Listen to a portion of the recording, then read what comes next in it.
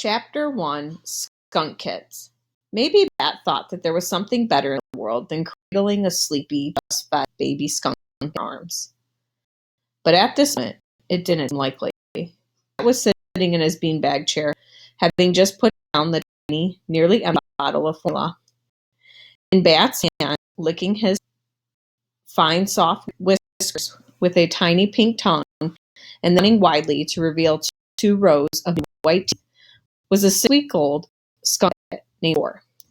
After licking his whiskers clean, Thor curled up in a ball in Bat's hand, and Bat held the tiny creature close to his chest, carefully settling into his beanbag, watching as Thor fell into contented sleep. It had been 1 week since Bat's mother had agreed that the family could continue caring for the skunk kit until he was old enough to be released in the wild, and Bat could still barely believe his good luck. With the soft, warm weight of Thor in his hands, Bat looked around his room. He sat across from his window. The bamboo shade rolled all the way up. The window was half open, and a pleasant breeze blew in. It was springtime, and the air was beginning to feel warm. Bat's bed was neatly made, just the way he liked it, with the blue sheet and the red and blue plaid quilt tucked in so tight that when he climbed at night, he would feel like he was slipping into a cocoon. A matching red and blue quilt from the trundle underneath Bat's bed. There was the honey brown dresser where Bat kept his clothes neatly sorted, just how he liked them. And beside it, Bat's bookshelf, where all of his important things, including his favorite possession, his animal encyclopedia. And there, right next to the animal encyclopedia, was something new. From where Bat sat, the new thing looked like an oddly shaped lump of clay. Bat had spent enough time holding it and examining it from all angles to know that it was exactly art. It was a sculpture of a skunk kit, molded out of gray clay with eyes and a nose and a mouth carved in it. And on the bottom, the words, "From Israel," carved in too. When Israel had first handed it to Bat last Monday at school, it had taken Bat a moment to figure out what exactly he was holding. "It's a skunk kit," Israel said. "I did it in my mom's studio. She fired it in her kiln and everything. So this way, when you're not at home with Thor, you can still have a skunk with you. You know, you can carry it around like in your pocket or something." Bat had rubbed his thumb down the smooth, shiny back of the clay lump. It didn't look much like a skunk kit, but its pleasant weight felt good in his hand. And when he had flipped it over to find the words "From Israel" in the bottom, a warm, good feeling spread through his chest and up his neck. A friend had given him a gift, and even if it didn't look much like the real baby skunk now nestled in his hands, it definitely deserved a place on his bookshelf, along with his other important things. Chapter 2, Dinner Conversation. Setting the table for dinner was one of Bat's jobs, but that evening, placing 3 plates, 3 cups, and 3 forks on 3 placemats, he felt very certain that his sister Janie should have this job instead. For one thing, she refused to let Bat carry Thor while he set the table. "He tucked into his sling, Janie," Bat argued. Lawrence, the veterinarian technician who worked with Mom, had made the sling so that Bat could safely carry Thor around. "He's not anywhere near your plate and fork and cup." Janie just shook her head and crossed her arms. "It's not sanitary," she said. "You'd be violating like 3 different health code regulations."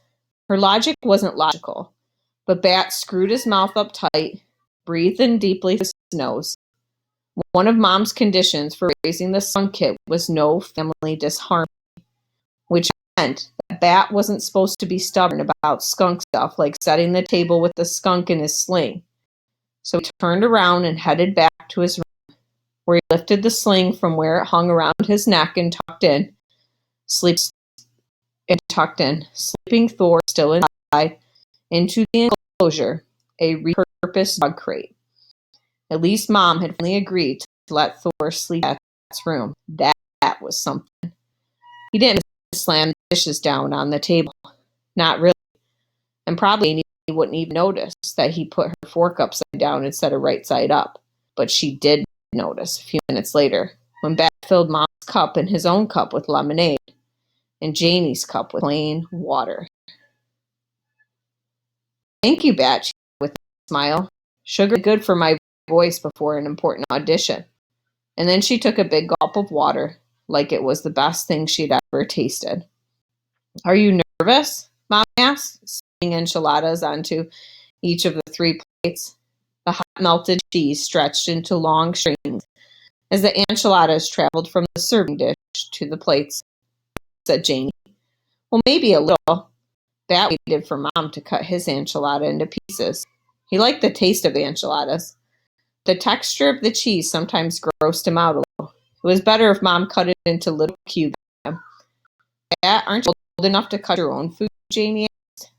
That's better, but Mom does it better. Well, you'll never get good at it unless you practice, Janie said. Bat didn't like that tone of her voice. Kind of like a know-it-all. Sometimes even practicing at something doesn't mean you'll ever get good at it, he said. Like you and singing. Bat, Mom said in her low warning voice. Bat shrugged. If Janie was going to be mean, he could be mean too, even though he secretly thought that Janie had a beautiful singing voice. They were quiet for a few minutes, just their forks scraping the plates and the clink of their cups being set back down. So you're set on auditioning for the Queen, Mom said. Janie nodded. It's the best part, she said. There's the most room for artistic creativity. Janie had been talking about auditioning for school spring play for weeks now. They were going to perform Alice in Wonderland during the last week of school, and the audition was just in a few days. I'm glad the audition is on Monday, Bat said, stabbing the enchilada cube with his fork. Mom smiled. That's nice of you, Bat. Then Janie can stop talking about it all the time. Bat popped the enchilada cube into his mouth. Delicious. I don't talk about the audition nearly as much as you talk about Thor, Janie said. How much can anyone say about an audition, Bat said. How much can anyone say about a skunk, Janie said. Well, said Bat, did you know that skunks sometimes attack beehives because they like to honeybees? And that a wild skunk usually only lives about 3 years, but pet skunks can live up to 10? Or how about this? Skunks can survive a snake bite. And skunks are fast. And they have bad eyesight. And Bat had a lot more he could have said, but Mom interrupted. How about this, she said. What do you two have to say about dessert? Dessert was something that was easy to agree on. Bat thought happily as Mom served him one of the still warm brownies that Janie had made that afternoon. Chapter 3 parts. The next day was Saturday, and since it wasn't an every other weekend, Bat got to spend the whole day with Thor. And every other weekends, Dad picked Bat and Janie up when school was finished on Friday and took them home to his apartment. There were good things about every other weekend. Dad liked to go on rides. Dad had a small garage, which he kept neatly organized, and it was a good place to build. There was a workout room at Dad's apartment complex that Bat wasn't old enough to use yet, but would one day. But especially since Thor had joined the family, Bat really was a fan of every other weekend wasn't really a fan of every other weekend because Dad wasn't a fan of animals. Mom, on the other hand, was almost as crazy about animals as Bat was. In a lot of ways, Mom and Dad were opposites. Mom liked animals, Dad didn't. Mom worked as a veterinarian, Dad worked as a computer engineer. Mom liked to stay at home on the weekends, reading books and gardening. Dad liked to go out into the world on weekends, riding and playing catch at the park. Bat liked animals and he liked computers too. He liked to stay home and he liked to go out into the world. And his name was even made up of parts of both of his parents' names. Bat was short for Bigsby Alexander Tam. Bigsby was from his mother's last name when she was a kid. And Alexander because that was his dad's middle name. Bat liked that he had parts of both of his parents' names in his name. It made sense, and he had both of his parents and the rest of him. He had Dad's straight black hair, which came from his dad's Chinese ancestry, and he had his mom's long fingers. He had his mom's love of chocolate and his dad's aversion to touching yucky things. When Bat woke up on Saturday, the first thing he did after going to the bathroom and washing his hands was scoop Thor out of his enclosure and tuck him into the sling. Thor was getting bigger. Bat thought with satisfaction. His little belly had started to round out from all the formula Bat had been feeding him. Bat was a good skunk caretaker. The kitchen was quiet. Mom and Janie were asleep. Carefully, Bat poured a kit-sized serving of formula into Thor's tiny bottle. He screwed the lid on tightly and then held the bottle under the warm, running water so the formula wouldn't be cold. It was a beautiful day. Bat saw through the window above the kitchen sink. The leaves on the trees were quiet and wind, and the sky was clear, bright blue, with just a little bit of violet from the sunrise. Would you like to dine al fresco? Bat said to Thor. Al fresco was Italian for outside.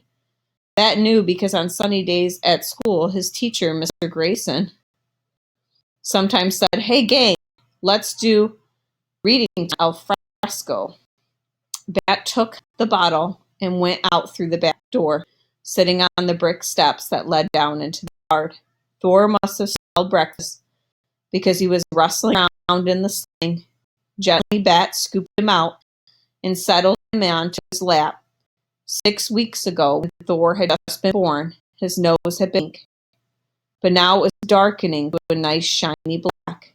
It twitched up at the bottle, and Bat aimed the bottle down. Thor's tongue darted out, and soon he was happily lapping up the formula, drop by drop. Bat liked it when he could concentrate on just one thing, and he liked it even better when the one thing he was concentrating on was something he loved, like taking care of Thor. With his thumb, Bat gently stroked the white strip of fur that ran up Thor's snout and over his head. Thor closed his shiny black eyes, and it looked to Bat like he grinned, short, milky whisker hairs curved upward. The back door opened, and Bat turned to see Janie standing in the doorway. Her hair, which was not quite as dark as Bat's, was wrapped around a bunch of spongy pink curlers. "Hey," said Janie. "Hey," said Bat. Janie came the rest of the way outside and sat on the step next to Bat, peering down at Thor. "He's getting cuter," she said. "He's getting furrier," said Bat. "But I think he's always been all the way cute." Janie made a noise halfway between a grunt and a snort. Then she said, "When is he going to start spraying?" "That depends," Bat said. He set down the empty bottle and tucked Thor back into the sling. Skunks only spray if they feel threatened. If Thor never feels threatened, maybe he'll never spray. "I guess you'll have to try really hard to stay calm, huh?" said Janie. "Even if I tease you or tickle you." She lifted her hand and wiggled her fingers. Bat hated to be tickled. "Don't," he said, but he tried to say it in a really calm voice because he didn't want to make Thor nervous.